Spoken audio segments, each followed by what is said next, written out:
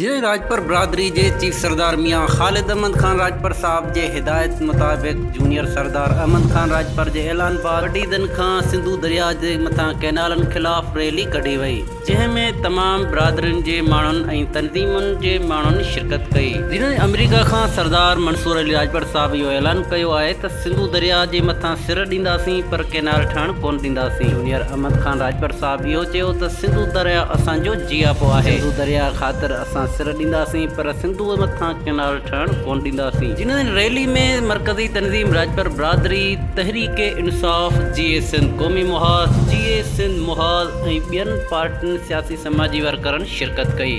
जिन्हनि रिपोर्ट ॾियान पढ़ीदन खां रमज़ान अली राजपर। वधीक न्यूज़ ॾिसण लाइ ॾिसंदा रहो जियो राजपर टीवी। जो लगातार मुसलसिल जदोजहद में पार मल्हाईंदा पिया अचूं, जिथे सॼी सिंध सराबा एहतिजाजा, जिथे सॼी सिंध सगारो आवाज़ बुलंद करे एहतिजाज रिकॉर्ड कराया, उते असीं बि पंहिंजो क़ौमी फर्ज़ समझी करे एहतिजाज रिकॉर्ड करायूं पिया।